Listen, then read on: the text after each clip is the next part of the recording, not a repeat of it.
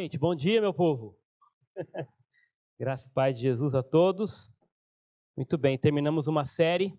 Hoje tem esse ato aí entre uma série e outra, né? Nós chamamos de Dia da Visão. Nós queremos fortalecer o nosso ânimo aí para continuarmos a seguir a caminhada de uma igreja que adora o Senhor também em pequenos grupos, né? Principalmente.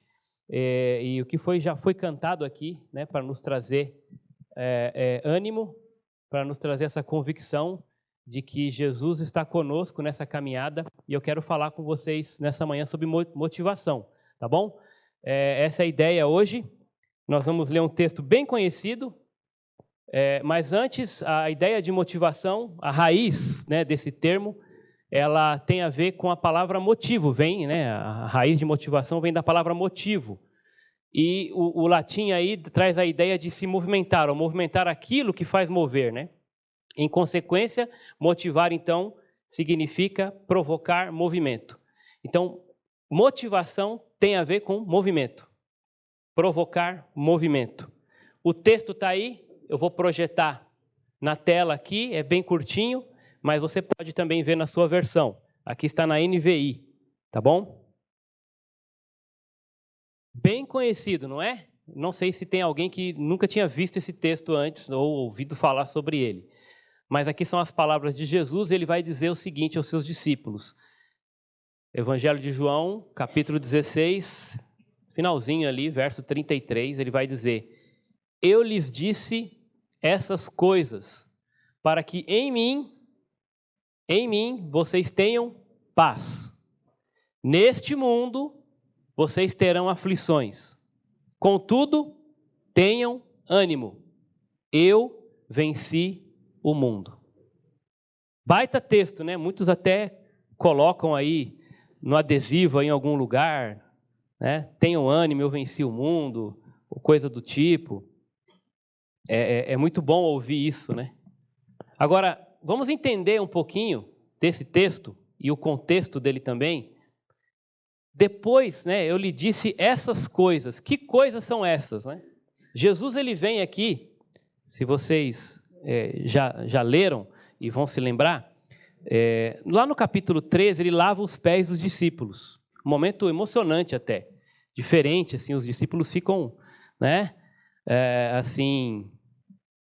boquiabertos com aquela atitude dele, né, especialmente o Pedrão. E ele então vem com essa atitude de humildade, lava os pés dos discípulos, e nos capítulos 14, 15 e 16, Jesus agora vai começar a contar para eles, né, um pouquinho do que está por vir. E não é, humanamente falando ali, né, uma notícia boa para eles. Porque Jesus vai dizer que daqui para frente, agora é necessário que eu sofra, que nós sejamos perseguidos ainda mais, eu e vocês. É necessário que agora eu vá para a cruz, que eu volte para o Pai, deixe vocês aqui, né, momentaneamente aí, sem a minha presença. Vocês, assim como eu, vocês serão perseguidos, vocês sofrerão, mas eu tenho uma boa notícia que quando eu for, eu vou deixar para vocês um consolador. Eu vou, mas ele virá. Eu vou preparar lugar, lá tem muitas moradas, mas eu vou deixar aquele que vai guiar vocês em todo o caminho, em todo o meu ensino. Ele vai fazer vocês lembrar disso tudo. Eu quero que vocês permaneçam em mim, eu sou a videira, né? E se vocês permanecerem em mim, vocês vão dar muito fruto, mas eu tenho que voltar para o Pai e vou deixar vocês aqui.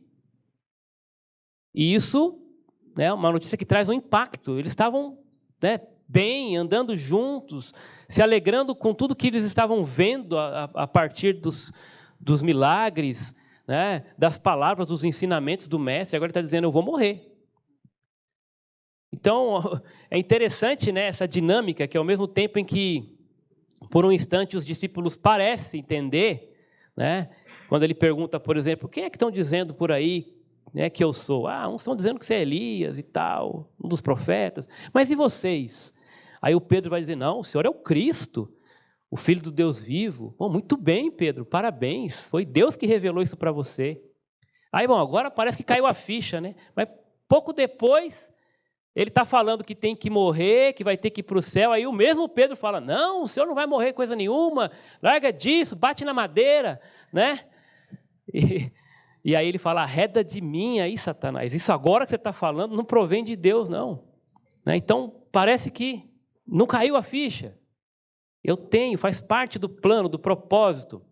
E aí, nesse contexto de trazer, né, essa notícia, que para eles, né, não é nada boa, ele fala, no momento vai ser triste para vocês, mas vocês vão entender que depois isso vai ser de grande alegria. É necessário que se cumpra, né, esse processo. Então, eu disse tudo isso para vocês, todas essas coisas eu estou dizendo para vocês, para que vocês tenham paz em mim. E outra coisa interessante desse texto aqui é esta dupla localização, né?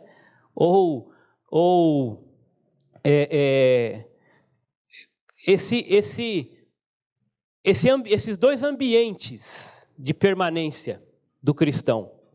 Ele fala que os discípulos estavam nele, ou deveriam estar nele, mas que eles também estavam neste mundo, e estarão neste mundo, estão neste mundo. E isso não é uma questão de escolha, tá bom? Se você está em Cristo, você não deixa de estar no mundo por conta disso. O mundo está aí, ok? Então não pense que pelo fato de estar em Cristo, você está livre deste mundo, ou das coisas deste mundo, né? Claro que elas não têm, em relação ao sistema, né, pecaminoso, isso não tem mais domínio sobre o crente. Mas o mundo está presente. Então nós temos que entender isso. A sinceridade de Jesus. O mundo está aí. E vocês estão em mim, mas não deixam de estar no mundo. E aí ele vai falar também o fato de estar nele. Isso significa ou traz como benefício paz. É outra coisa interessante também, que nós temos que olhar para esse texto e perceber, em mim vocês têm paz. E que paz é essa? Né? Essa é uma paz que o mundo não pode dar. É uma paz sobrenatural. E ela tem 3 aspectos nas Escrituras. E eu quero que vocês acompanhem comigo, que nós vamos ler alguns textos para entender que tipo de paz é esta. Bom, quando se fala em paz nas Escrituras, paz em Cristo, então, primeira coisa que nós temos que entender, só tem essa paz quem está em Cristo. E a Bíblia é muito clara em relação a isso, estar em Cristo, né? Ela diz que o apóstolo Paulo fala, né? Já não há mais condenação para aqueles que estão em Cristo.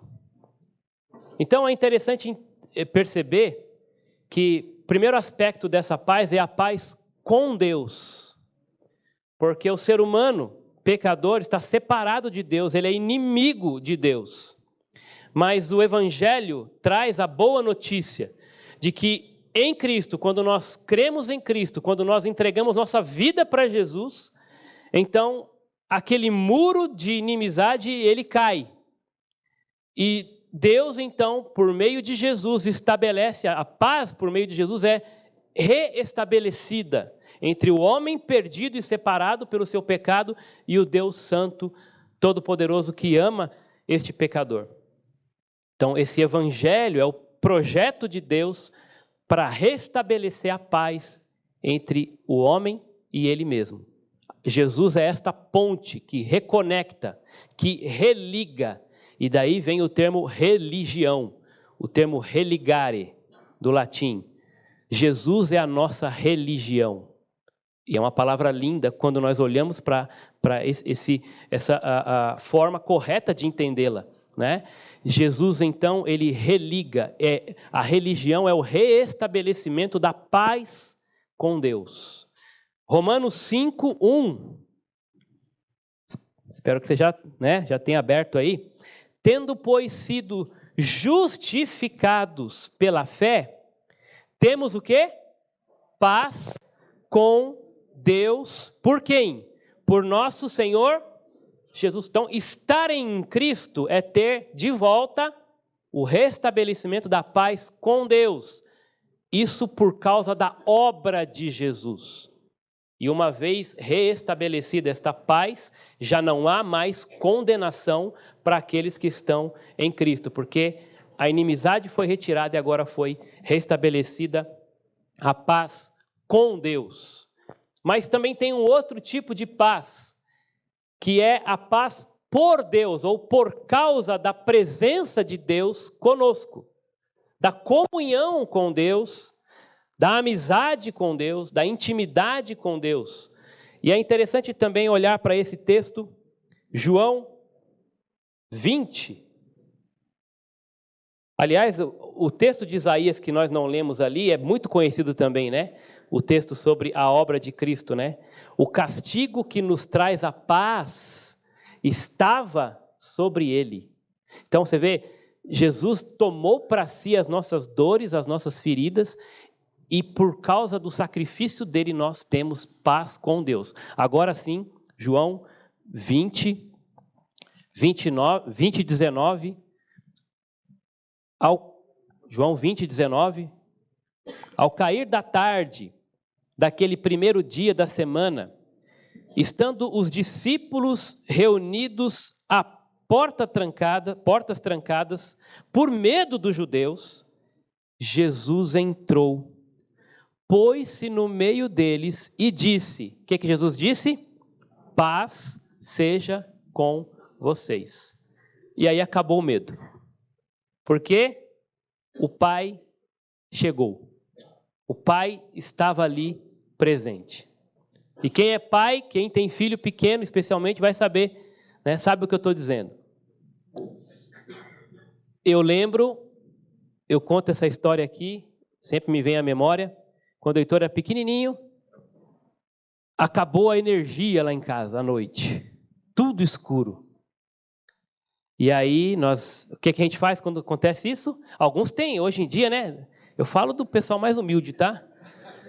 Talvez você não entenda o que eu vou dizer agora, mas a gente tem um negócio chamado vela. Já ouviram falar em vela? Que quando acaba a energia, a gente acende em casa, tal. Então é isso, tá?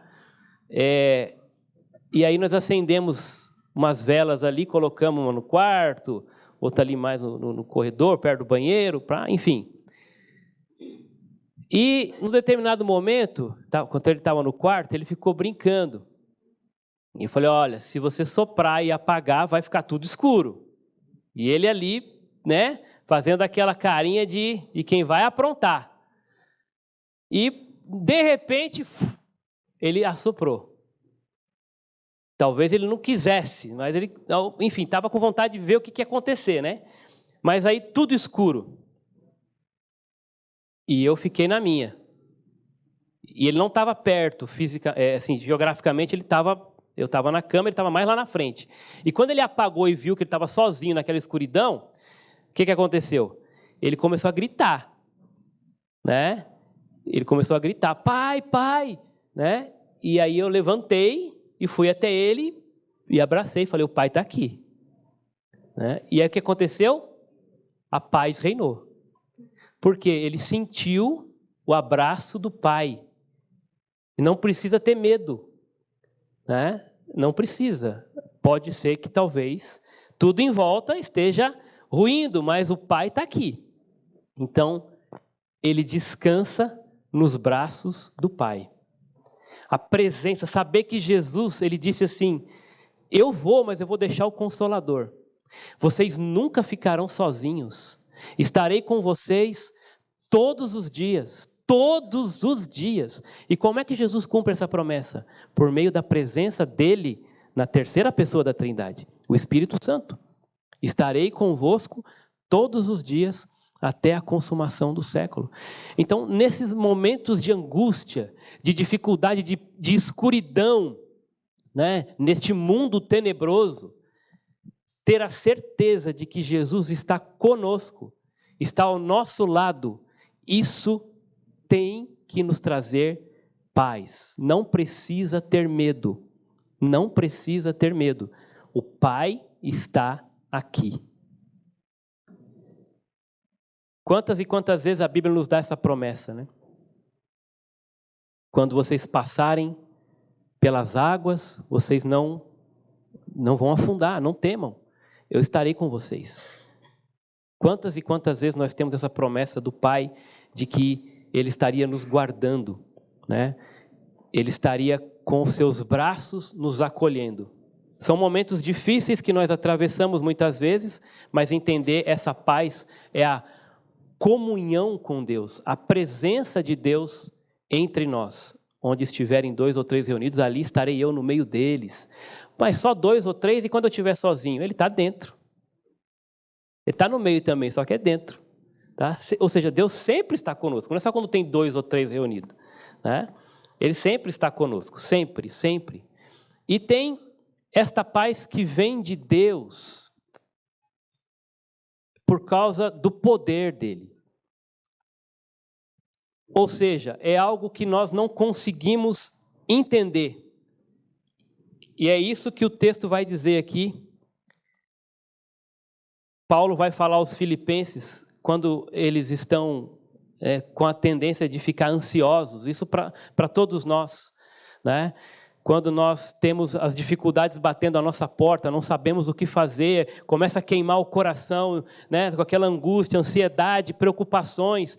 E aí ele vai dizer assim, não andem ansiosos por coisa alguma, mas em tudo, pela oração e súplica e com ações de graça, apresentem seus pedidos a quem? A Deus.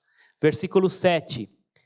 E a paz de Deus, que excede todo o entendimento, guardará os seus corações e as suas mentes em Cristo Jesus. Está aqui uma promessa de Deus de que em meio às tribulações, em meio a essa expectativa aí de ansiedade, o texto vai dizer, não fiquem ansiosos, orem. Crendo, conhecendo a promessa de Deus, ele vai dizer, é algo que não tem como a gente explicar como acontece isso, mas é pela fé. Nós sabemos que Deus já nos garantiu a salvação, já foi restabelecida a conexão com Deus, a paz com Deus, em Cristo. Sabemos que Jesus está ali, presente, prometeu que estaria conosco todos os dias, e agora, no momento da dificuldade, nós elevamos nossos pensamentos a Ele, colocamos os nossos problemas diante dEle, aos pés da cruz. E essa paz que excede todo entendimento, ou seja, não dá para explicar humanamente falando, ela vem, inunda a nossa mente, o nosso coração, e nos faz descansar e agir de maneira sóbria e sábia diante da dificuldade. Por causa do quê? Da paz que Jesus prometeu por meio do seu poder, que vai inundar o nosso coração. Ela excede todo entendimento. Não é uma paz que o mundo pode dar. Porque a paz que o mundo dá, ela é transitória, ela é subordinada às circunstâncias. Quando você sai de férias e tal, né? E está ali curtindo, alguns postam, né? Ali na piscina, na praia, ou que seja em casa, né? Ali no sofazão, tal, parece que está tudo em paz. Mas aquilo vai acabar. Né? Não só as férias vai acabar, mas o momento em si. Né? Enfim, nós não temos controle sobre isso.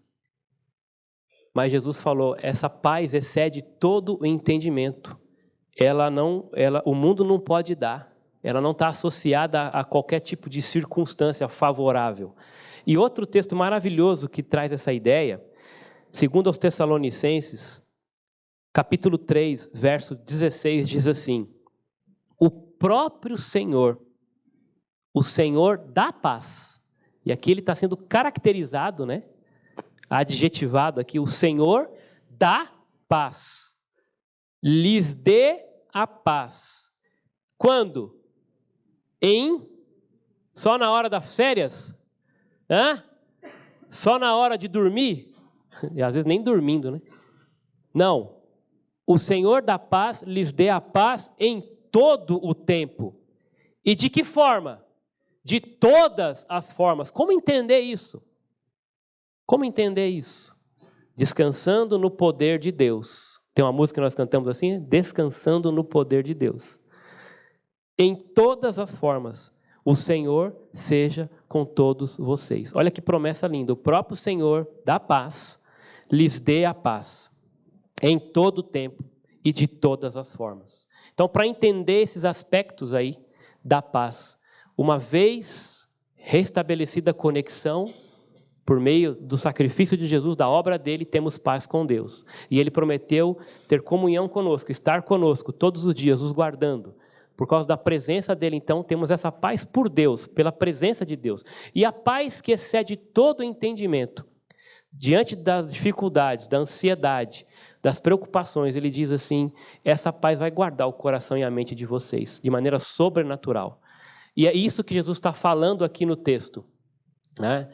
É isso que ele está falando aqui no texto, quando ele diz, estas coisas eu disse para que vocês tenham paz em mim. E essa é a chave para tudo que vem daí para frente, tá bom? Então nós vamos ver aqui, com base nisso, eu propus aqui 3 afirmações da motivação nesse texto, tá bom? A primeira delas, a afirmação é essa, não é fácil. Não é fácil. Jesus disse aqui, vocês estão em mim, mas vocês também estão no mundo. E no mundo vocês terão aflições.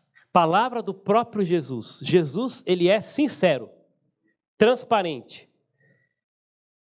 Esse Jesus, ele está ausente em muitos púlpitos de muitas igrejas, que vão pregar um evangelho do conforto, né, ou da ausência de tribulação e de aflição. Quando, na verdade, as palavras de Jesus, elas são sinceras. Jesus, ele nos faz olhar aqui para o quê? Para a realidade. Como diz a galera aí, Jesus, né, dá a real. Né? Então, ele não fica ali passando pano para a realidade, não. Ele fala, a realidade é cruel. Ela é difícil. Não é fácil. No mundo tereis o quê? Aflições. Isso, para mim, esse texto está intimamente ligado com o relato lá, né, de Josué.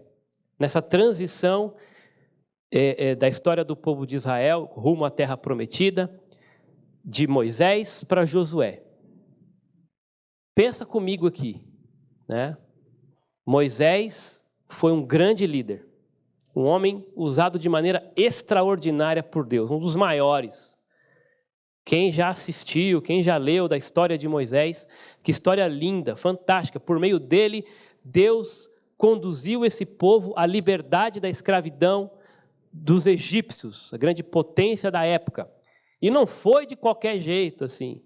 Foi de maneira extraordinária. Quem já leu o relato das 10 pragas, o que Deus fez por meio de Moisés, para tirar aquele povo das maravilhas que Deus operou, culminando ali com a abertura, né, a passagem pelo Mar Vermelho. Você pode imaginar essa cena? Milhares de pessoas atravessando a seco, um mar que foi aberto. E depois esse mesmo mar engole todo o exército do faraó. Então o povo daquela geração vendo esses feitos extraordinários. Um dia Moisés mandou alguns espias para observar a terra prometida. E 2 dos 10, apenas 2 voltaram com um relato motivacional, animador, real, do ponto de vista da promessa de Deus, do caráter de Deus. Um deles era esse cidadão chamado Josué. E Josué, quando chega, ele diz, olha gente, tudo bem, Tem gigante lá, o negócio é difícil, é complicado, mas nós vamos em nome de Deus. Deus já deu essa terra para a gente, nós vamos chegar lá e vamos arrebentar a boca do balão. Só que falar isso quando você tem um líder como Moisés do lado, é mais fácil. Mas aí o texto de Josué 1 começa trazendo uma baita de uma notícia pesada. Depois da morte de Moisés. Agora, Moisés não está mais. Aquele Moisés, né, das pragas lá do Egito, dos feitos poderosos, aquele Moisés lá do maná, da presença de Deus, lá da montanha, do monte, do rosto transfigurado, das leis, aquele Moisés da autoridade, da liderança, dos milagres, aquele Moisés ali morreu. Agora tem um povão aí atrás, reclamando, como sempre fizeram, perguntando aí, né, jogando a dúvida no ar, e agora? O que vai ser? Eu sou o auxiliar direto, né, aquele que vai substituir o tal do Moisés. Agora o bicho pega, porque como é que eu faço? Eu não sou Moisés. Olha, falta pouco para chegar, mas esse pouco é um riozinho chamado Jordão. E não é pequeno. Mas o pessoal está achando que vai dar, porque com Moisés, eles passaram o Mar Vermelho. Mas eu não garanto que a gente vai passar o Rio Jordão, porque eu não sou Moisés. Então, o povo começa a questionar. Pode se colocar ali no lugar dele, naquele momento, né, gente colocando, né, jogando no ar. Esse Josué aí, e agora? O que vai ser da gente? Esse cara não está com nada. Né? Ele não tem, o Senhor Deus não fala com ele como falou com Moisés. Como falava com o nosso líder. Agora ele é morto. E aí você vai ouvindo, né, aquelas fofoquinhas de canto. Ah, mas ele pode até ser alguém que o Moisés escolheu, mas eu acho que não vai dar conta. Nós temos que se preocupar sim, porque esse Josué aí acho que não é capaz de conduzir o nosso povo rumo à terra prometida, não. Então, imagina, coloque-se no lugar de Josué. Depois de tudo que aquele homem fez, alguém que você tem que suceder, sendo este alguém muito respeitado, muito capaz, muito líder, onde todo mundo respeitava, né? Respeitava até porque também via o quanto a mão de Deus era com ele, mas agora com você ainda não aconteceu nada. Só uma palavra ali de que você vai suceder. Você já se colocou em situação assim, onde você teve que substituir alguém muito bom, muito capaz, né? E a pessoa, ou porque, né, por mais que tivesse sido preparado e comunicado, ou às vezes a coisa caiu no teu colo ali, você amanheceu ali na empresa, ou enfim, e viu que o negócio agora é contigo, porque o outro saiu, ou morreu, ou foi transferido, e agora esse trabalho é para você. E você olha para trás, tem uma série de pessoas dependendo de você lá, esperando que você faça pelo menos igual àquele que te sucedeu. E agora? No mundo tereis aflições. Jesus não passa pano para a realidade. A realidade é essa, é difícil, é muito complicada. Pedro também, quando fala sobre aflições, ele vai dizer assim, é louvável, lá na sua primeira carta, capítulo 2, versos 19 e 20, que estudamos na série retrasada, né? É louvável que, por motivo de sua consciência para com Deus, alguém suporte aflições sofrendo injustamente. A primeira carta de Pedro vai falar muito sobre isso, né? A glória desses sofrimentos por causa do nome de Jesus. Se vocês são perseguidos por causa do nome de Jesus, louvem a Deus por isso. Né? Vejam nisso um motivo de grande alegria. O autor de Hebreus também cita essa mesma ideia. Considerem por motivo de grande alegria o fato de passarem por várias tribulações. Ele vai dizer assim, mas que vantagem há em suportar açoites recebidos por quem tem cometido mal. Então vamos entender esse negócio de no mundo tereis aflições, porque a maioria das aflições, eu creio assim, né? Talvez você não concorde, porque talvez você seja uma pessoa fora da curva aí nesse sentido. Mas se você é um ser humano normal, né? Um mortal como eu, vai entender e concordar que a maioria das aflições que nós temos é culpa nossa. Nós é que nos enroscamos e provocamos esses BOs. E depois, quando eles chegam, nós temos geralmente duas atitudes, né? Ou nós culpamos o diabo, estava até conversando no PG outro dia sobre isso, né? Tudo é culpa do diabo, quando acontece coisa ruim na vida do crente, né? O camarada começou a ter ali cólica renal. Aí, olha o diabo da pedra do rim. Mas ele não tomou água. Ele não cuidou da saúde. Ele está comendo qualquer tipo de coisa. E o diabo até vai falar, beleza, obrigado aí pelo crédito. Mas a culpa não é do diabo. A culpa é sua, que não cuidou. Eu falo isso porque eu tenho problema com isso, né? Então, tem que estar sempre se vigiando. E essa aflição não tem a ver com o diabo. É com a sua falta de zelo, de cuidado consigo mesmo, com sua saúde, né? Está reclamando de dor, mas você não se cuidou. Então, tem aquele problema porque você não preveniu. Aí tem problema financeiro, está com dívida. Lá o diabo entrou na minha conta bancária e agora não deixa prosperar. Mas na hora que você estava lá no shopping gastando mais do que tinha, o diabo não estava lá. Ou estava, né?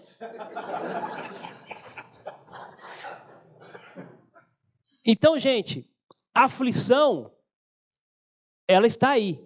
Mas a maioria delas você chama, você provoca, você constrói essa aflição na sua vida.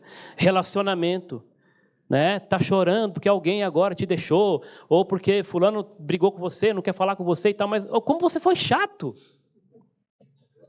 Você só quer para si, egoísta, né? Ninguém gosta de ficar perto de você porque só você sabe a resposta, você não aceita ser ensinado por ninguém, ser exortado, não sabe perdoar. Então, agora está reclamando que o diabo destruindo sua família. Vai lá e se arrepende, pede perdão e muda sua atitude. Então, cuidado com esse negócio de no mundo teria as aflições e achar que tudo vem do diabo, ou então culpa a Deus. Porque Deus te abandonou, porque Deus te deixou, Deus não está contigo, né? Até o incrédulo lá está ganhando mais que você sendo promovido, e Deus te abandonou no serviço, mas você chega atrasado, você acorda tarde, você não vai além do que você deveria fazer, você apresenta ali um trabalho meia boca. E o incrédulo, ele trabalha, ele acorda cedo, chega mais cedo que você, vai além do que o patrão pede para ele fazer, apesar de ser incrédulo, é honesto. E está ali, rendendo mais que você, e merece, com certeza, mais do que você. De novo, trago a memória aqui a história da irmã, lá no culto de oração. Pastor, olha pelo meu filho, ele tem prova no vestibular. Ora, pastor, para ele entrar na faculdade. Mas esse menino é fogo, pastor, ele não estuda. Não, ora pelo milagre de Deus na vida dele. Eu falei, vou orar sim. Mas eu não vou orar para ele passar na faculdade, eu vou orar para ele ter vergonha na cara. Porque tem gente que não conhece a Deus, que está essa hora aqui, enquanto ele está dormindo, jogando videogame, ou qualquer outra coisa, tem gente incrédula, debruçada nos livros. E ela merece passar, não é o crente, filho do crente aqui não. Só porque é filho de Deus ou é cristão, Deus tem que passar ele na frente. Deus não vai com ele nessa injustiça. Que ele perca o ano na faculdade e aprenda que para passar ele tem que estudar. Aí eu vou orar para Deus, né, fazer ele lembrar do que ele estudou. Se ele não estudou, ele tem que aprender, tomar vergonha, repete esse ano, vai ver o outro amigo lá incrédulo rindo da cara dele, né, passando na faculdade ele ficou para trás. Mas é assim, porque isso é justo. No mundo tereis aflições, mas que vantagem tem se vocês suportam a aflição porque vocês cometeram mal. Mas se vocês suportam o sofrimento por terem feito bem, isso é louvável diante de Deus. Então entenda a realidade. O mundo é cruel, ele está aí, tá? Tereis aflições. Romanos 5, 3 e 4, o apóstolo Paulo vai dizer assim, não só isso, mas nós nos gloriamos nas tribulações, porque sabemos que a tribulação é essa, segundo Pedro lá, né? Não produzido pelo seu próprio mal, tá? Mas aquela que Deus permite para te moldar, para te aperfeiçoar, para te limar, para te fazer mais parecido com Ele. Ela produz perseverança. A perseverança, ela vai produzir um caráter aprovado, né? Testado ali pelo fogo. E esse caráter vai produzir esperança. Eu sei em quem tenho crido. Eu sei que a minha leve e momentânea tribulação deste mundo não pode ser comparada com o peso de glória que me espera lá na eternidade. O crente tem essa consciência de que esse tempo aqui é muito curto comparado ao peso da eternidade, a glória que nos está reservada com o Senhor Jesus. É nisso que nós nos apegamos. Mas neste mundo tereis aflições. A segunda afirmação aqui que Jesus faz é esta: coragem. E a Bíblia vai, em vários momentos, vai falar isso, né? Não temas, coragem, levanta a cabeça, olha para frente, fixa os seus olhos, né, no autor e consumador da nossa fé. Tenha bom ânimo. E aqui, este ponto, essa afirmação nos faz olhar para a responsabilidade, a parte que nos cabe. Nós temos a realidade, Jesus é sincero, transparente, falou, no mundo vocês vão ter aflição. O mundo está aí. Vocês estão em mim, mas vocês também estão no mundo. Eu não peço que você tire, quando Jesus vai falar, não quero que você tire eles do mundo, Pai, mas livra eles do mal. O mundo está aí, cheio de aflições. Mas tende bom ânimo. Isso não é uma dica, isso é uma ordem. Entenda isso. Esse texto aqui no original, ele está trazendo para nós a ideia de mandamento, de uma ordem. Tenham bom ânimo. É interessante isso porque ninguém precisa pedir para alguém ficar desanimado. Alguém já mandou você ficar desanimado? Por que não? Porque não precisa. Está em nós. É da nossa natureza. É hormonal. Já percebeu que tem dia que você vai dormir? O Douglas contou aqui, né? Foi lá, a bondade de Deus, aquele dia, 4 notícias boas. Mas talvez no dia seguinte ele acordou desanimado. Por quê? Está em nós. Já não teve dia que você foi dormir animado? E não sabe por que explicar, mas você acordou desanimado? Porque tinha que acordar, talvez? Dependendo da temperatura até, né? Ou vou para o trabalho, já sei o que vai me esperar lá.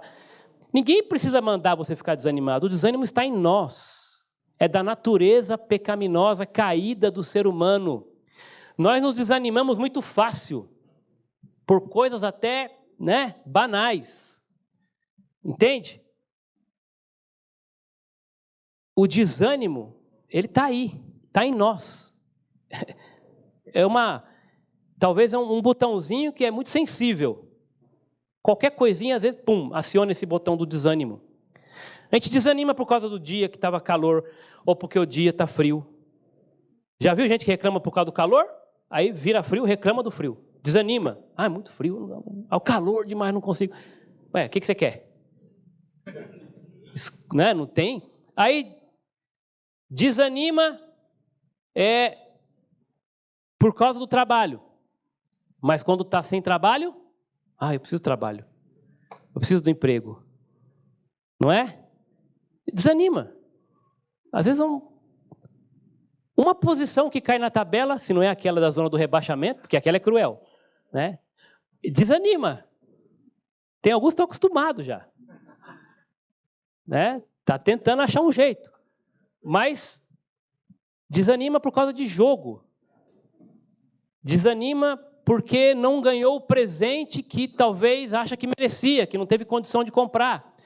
Mas tem gente, ou porque não comeu aquilo que entendeu que deveria comer, mas tem gente que não tem, né, um pedaço de pão. E você está desanimado porque hoje só teve arroz, feijão e ovo. Não é assim? Nós não precisamos mandar ninguém ficar desanimado. Então Jesus, sabendo disso, ele disse: tenha bom ânimo. Faz a sua parte com responsabilidade, entenda, você vai ter que lutar contra aquilo que está dentro de você.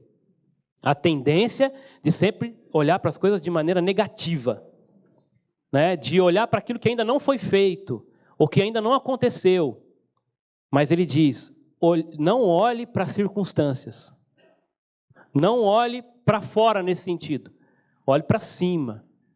Em mim vocês têm a paz. Mas se vocês olhar para o mundo e para as aflições do mundo, a tendência é viver desanimado mesmo. Tá? Tem gente que olha muito para a política. E não tem como se animar com isso, gente. Ou tem? Não tem. Eu não estou falando de partido A ou B, eu estou falando do mundo. Eu estou falando do sistema. O sistema está corrompido. Tem ali um fecho ou outro de esperança, né? De trabalho, de bondade, enfim. Mas, no geral, quando você bate isso no liquidificador, o que sai ali é venenoso. Ainda assim te contamina. Se você colocar a tua esperança nisso, você não vai conseguir provar da paz que Deus quer te dar, porque você não está nele, está no mundo. Né? E no mundo as coisas são assim, mas Jesus está falando, tenha bom ânimo, olhe com responsabilidade, né, para essas circunstâncias e busque em mim. Ele vai dizer, não, voltando para a história de Josué, dentro desse contexto, puxa, agora Moisés morreu, o que vai ser de mim? O que vai ser desse povo? Deus traz Josué para a conversa e vai dizer assim, não fui eu que ordenei a você? Ô Josué, olha o seguinte, não é Moisés a referência aí. Não é para Moisés que você tem que olhar. Moisés morreu, mas a obra não é de Moisés. A promessa não é de Moisés. Quem te colocou aí não foi Moisés. Quem te ordenou para essa tarefa foi eu. Então, olha como tem um paralelo com as palavras de Jesus. Em mim vocês terão paz. Eu te ordenei, então seja forte e corajoso. Olha aqui, ó. Em mim vocês terão paz. Tenham bom ânimo. Tenham bom ânimo. Deus não nega as circunstâncias ali com Josué. A tarefa continua sendo árdua, difícil, de atravessar o Jordão e conseguir a terra prometida. Mas Deus está dizendo, fui eu que te mandei? Seja forte e corajoso, não se apavore, nem se desanime. Pois o Senhor, não Moisés, o Senhor, o seu Deus, estará com você. Paz por Deus, paz com Deus, paz de Deus. O Senhor Deus estará com você por onde você andar. Que palavra! Ânimo, motivação. Josué, não é Moisés, sou eu. Da mesma forma que eu fui com Moisés, eu serei contigo. Eu sou o Senhor. O profeta Isaías também vai falar sobre isso. Eu sou o Senhor, o seu Deus. Creia nisso. Que o segura pela mão direita e diz a você, o que Deus diz para nós? Não tema. Eu, não sua conta bancária, não sua empresa, né? Não o seu prefeito, o seu presidente, né? O seu cônjuge. Deus vai usar quem Ele quiser, mas Ele está dizendo o seguinte, não olha para essas pessoas ou circunstâncias. Eu o ajudarei. E isso basta. É a presença de Deus, é a palavra de Deus, o poder de Deus, eles devem ser suficientes para nos fazer acreditar e ter coragem para seguir neste mundo cheio de aflições. E a última afirmação: é possível. É possível. Eu venci o mundo. Agora, olha que interessante, né? É uma palavra de motivação, de esperança, mas que não nos faz olhar, como muitas vezes a psicologia vai nos levar para esse canto, de olhar para nós e ver em nós o potencial da vitória final. A referência não sou eu. Quem é a referência aqui? Eu venci o mundo. Quem é a referência? É o homem? A referência é quem? É Jesus. A vitória, a esperança, a paz, elas estão aí, prometidas e garantidas, mas não por conta da nossa capacidade, não por conta do nosso mérito, mas ela está atrelada à pessoa e à obra de Jesus. Vocês terão paz aonde? Em mim. Tenham coragem. Eu venci este mundo aí do qual eu falei antes, que está cheio de aflição. Ânimo, porque eu venci o mundo. O que significa isso? João, na sua primeira carta, vai expressar essa conexão da vitória que vence o mundo. Atrelada a quê? Ele vai dizer, o que é nascido de Deus, olha lá, aquele que está em mim. O que é nascido de Deus vence o mundo. E esta é a vitória que vence o mundo, a nossa fé. A nossa fé. E aqui, a fé é sinônimo de pessoa, né? Ela está caracterizada numa pessoa. A nossa fé é o quê? Olhar e crer na pessoa e na obra que Jesus fez na cruz, o Evangelho. É essa conexão, é essa certeza que vence o mundo. Que Jesus está conosco, que Ele morreu por nós, que Ele deu a sua vida, e é nele, Ele prometeu estar conosco todos os dias, e é Ele quem nos conduz em triunfo, porque Ele é quem venceu o mundo, consequentemente, para nos garantir essa mesma vitória. Em todas essas coisas somos mais que vencedores, por meio daquele que nos amou, pois Paulo vai dizer, estou convencido de que nem a morte, nem vida, nem anjos, nem demônios, nem o presente, nem o futuro, nem quaisquer poderes, nem altura, nem profundidade, nem qualquer outra criação será capaz de nos separar do amor de Deus que está em quem? Em Cristo Jesus, o nosso Senhor. Eu venci o mundo. Ao olhar para a cruz, bem à sua frente, Cristo tinha plena consciência das terríveis tribulações que enfrentaria. Neste mundo tereis aflições. Sabia também que mais tarde os seus discípulos também passariam por muitas dificuldades. Porém, o mestre tinha uma certeza: sua completa vitória sobre o mundo e sobre o príncipe deste mundo também seria a vitória dos seus seguidores. E fundamentados nessa vitória, os discípulos e futuros seguidores de Jesus poderiam ter a certeza de que também venceriam. Voltando ali ao texto de João, ele reafirma essa certeza. Essa é a vitória que vence o mundo, a nossa fé. Para terminar, vamos repetir aqui então as 3 afirmações da motivação. Primeiro, não é fácil, tereis aflições. Olhamos para a realidade. Segundo, coragem, tem de bom ânimo. Olhamos para a nossa responsabilidade. E por fim, é possível. Eu venci o mundo. Olhamos para a referência que é Jesus. Gente, aflição nenhuma para o crente, aflição nenhuma é definitiva. Nenhuma. A única coisa que é definitiva para o crente é a vitória em Cristo Jesus.